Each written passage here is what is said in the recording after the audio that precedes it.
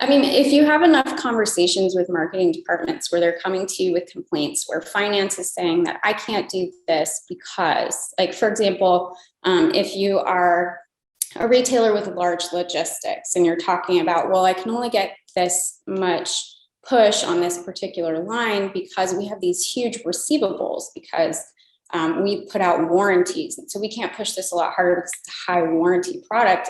And on the marketing side, we're frustrated because we're like, this is a high ROI product. But on the financial side, it's less enticing for them. And so you kind of have to take that into consideration. Absolutely. I mean, marketing is an investment, and we try to work with clients who agree with that statement, because some of them, some clients we meet, they see it as an expense to be managed.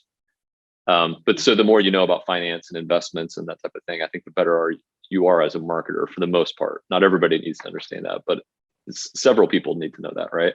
Yeah, I mean, and it also helps you find nuggets of potential growth for them. You're saying, maybe this isn't a focus area, but if you're talking about margins and you haven't really looked at this specific area, we know that we can grow this and push you over that edge, but you have to think about it from a financial standpoint.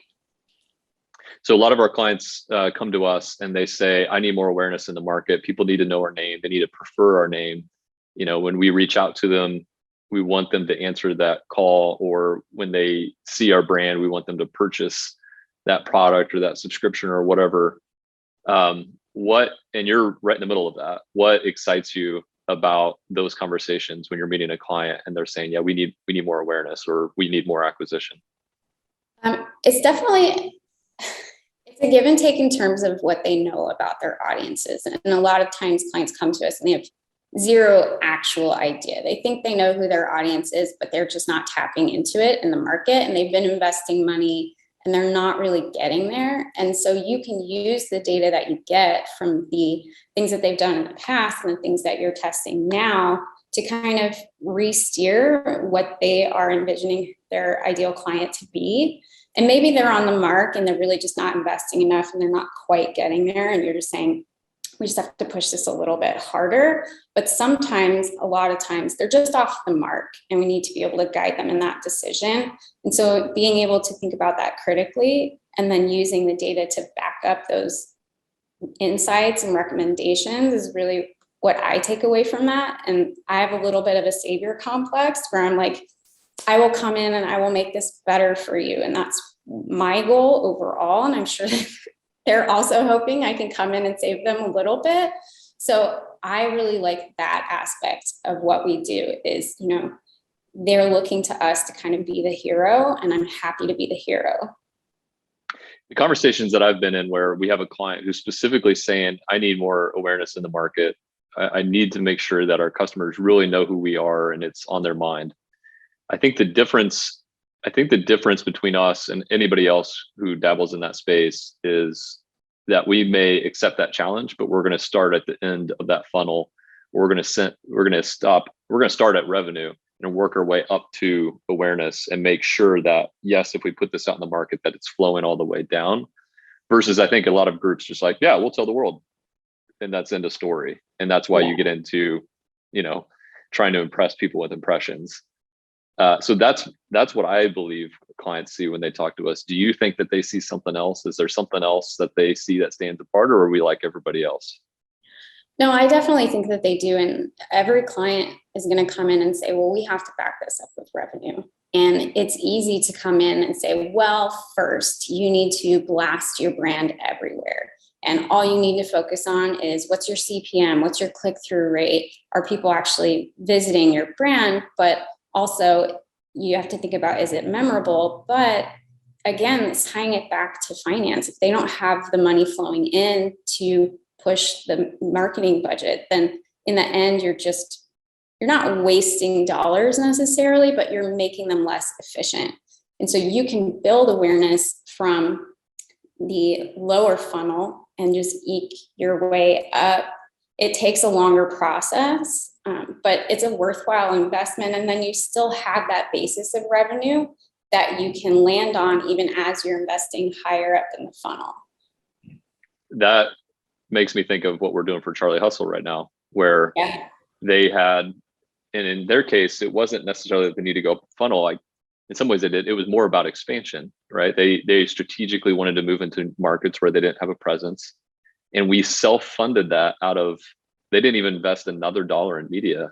In fact, I think their media investment may be a touch lower. It's basically the same. They invest the exact same, and they're making more revenue because we were able to cut wastage in the local market and then start to build up some action in the new markets, starting with revenue and then building up to awareness. So I mean, it's that's why they're super happy. Like they're like, oh, we're making a presence in a new market. We haven't invested another dollar yet. You guys have built it off of existing revenue. Yeah. And what's exciting for them, because the majority of their sales are e-commerce, and they do have a brick and mortar presence, but because we're pushing e-com so hard, they're able to expand. And so, they just bought a new building and they're increasing the product lines that they can cover. They're increasing their investment in the designs that they can put into their products that will help bump their awareness and ROI. So it helps us help them.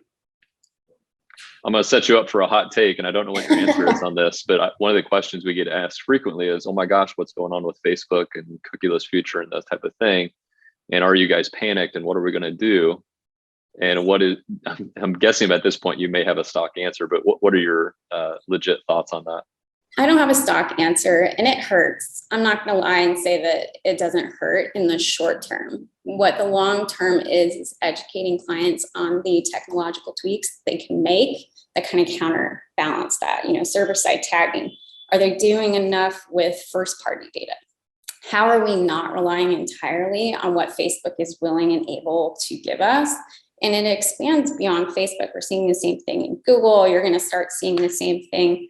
Pinterest hasn't been affected by it yet, but it's going to start rolling out to everybody. And so if you want to be in this ecosystem long term, you have to come up with alternative solutions. And it's just up to us to figure out what those are within the capabilities of the client, within the capabilities of their sites in general, and making the recommendation of, maybe you should pivot your provider over here so that you can do this long term. So, otherwise you have to adjust your overall strategy to avoid it, and you're severely limiting what you can do. Yeah, I agree with that. Switching subjects, Miki, you have your choice of places you could work at. Why do you choose Native?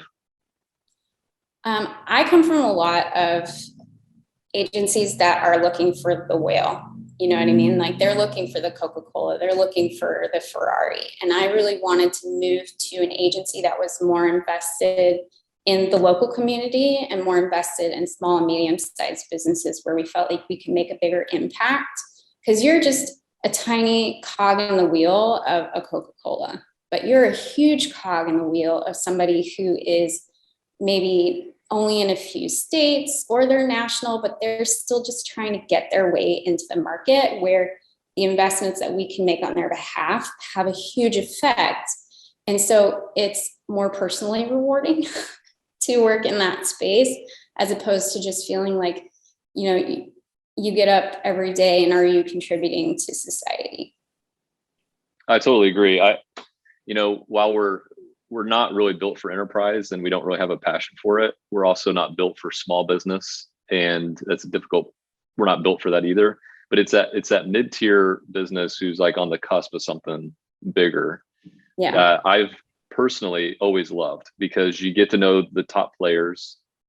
You start to hear their vision and where they want to go, and it's contagious. They're super motivated. Yeah. And we know that we're about to go on a ride with them that should be pretty fun, and they need us, frankly, to help get to that next step. It's not just maintaining what they've already got. They have a big goal and a big stair step or two that they want to go up, and to me that's fun. It's also hard, and so that's why we're not for everybody. But that cusp is the most exciting place to be. Yes, absolutely.